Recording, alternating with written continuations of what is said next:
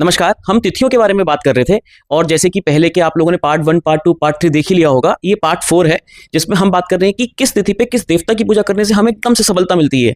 ठीक है, बाकी तो देखिए कुछ चीज़ें ऐसी हैं जो आप जब करेंगे तो ही आपको पता चलेगा कि कितनी ताकत है इसमें, क्योंकि मैंने पहले ही बताया है कि वार से बड़ा तिथि होती है और तिथि से बड़ा पर्व होता है। तो चलिए आज बात करते हैं नौवीं तिथि की। नौवीं तिथि माँ दुर्गा को समर्पित होती है। इसमें पूजा कैसे करनी होती है, हमें इमेजिन करना होता है कि माँ दुर्गा यानी माँ शेर वाली माता अपने शेर पे विराजमान है ना, और वो हमारे सामने बैठी हुई हैं और रेड कलर के साड़ी में वो हैं और पूरी सजी धजी हैं। बहुत सारे उन्होंने जो ज्वेलरी होती है वो बहुत सारे ज्वेलरी से वो वशीभूत है ना। बहुत सारी ज्वेलरी चमक रही है, सोना चांदी उनके चेहरे का नूर और बढ़ा रहा है। और हमें इस दिन ओम दुंग दुर्गाय नमः, ओम दुंग दुर्गाय नमः इस माला की 108 बार जाप करना चाहिए। अगर आप ज्यादा पढ़ सकते हैं तो ज्यादा पढ़ लीजिए, बहुत बड़े बड़े प्रॉब्लम्स को खत्म कर देता है ये एक मंत्र। इसमें तो मतलब इतनी ताकत है कि आप देवी भागवत पढ़ के तो देखिए, आपको पता चल जाएगा कि फिर आप मुझे लगता है कि दूसरा मंत्र पढ़ेंगे भी नहीं।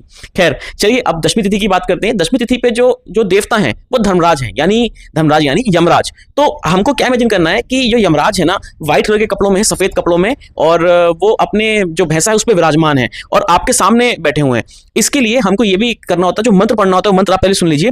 ओम सूर्यपुत्राय विद्महे महाकालाय धीमहि तन्नो यम प्रचोदयात्। ओम सूर्यपुत्राय विद्महे महाकालाय धीमहि तन्नो यम प्रचोदयात्। इसको 108 बार पढ़ेंगे। इससे क्या होता है कि हमें यमराज के जो मृत्यु के समय जो तकलीफ होती है ना, एक तो वो हमें डर नहीं आता, वो तकलीफ नहीं होती, और यमराज ना हमें लंबी आयु प्रदान करते हैं। भाग्य के देवता हैं यमराज, पद्म पुराण में पूरा वर्णन मिलता है इस बात का। खैर चलिए अब बात करते हैं एकादशी तिथि के बारे में। सबको पता है कि विष्णु भगवान की तिथि है, विष्णु भगवान के सीने से प्रकट हुई हैं। तो इस तिथि के जो देवता हैं वो कुबेर देवता हैं और विश्व देव हैं। तो इसमें हमें इमेजिन करना है कि जो विश्व देव हैं वो कमल के आसन पे विराजमान है, कुबेर देव वो भी कमल पे विराजमान है, और हमें ओम विश्व देवभ्यो नमः, ओम विश्व देवभ्यो नमः इस मंत्र का 108 बार जाप करना चाहिए। इससे जो उस दिन की कोई भी प्रॉब्लम होती है, कोई भी समस्या है, वो सब निकट जाती है। और कोई भी आपके इश्यूज चल रहे हैं ना, जैसे प्रॉपर्टी का कोई इशू हो, रेंटल इनकम का कोई इशू हो, वो सब सॉर्ट हो जाते हैं। चलिए बात करता हूं द्वादशी तिथि की। द्वादशी तिथि पे विष्णु भगवान का आधिपत्य है। विष्णु भगवान ही एकदम डायरेक्ट देवता है इसके।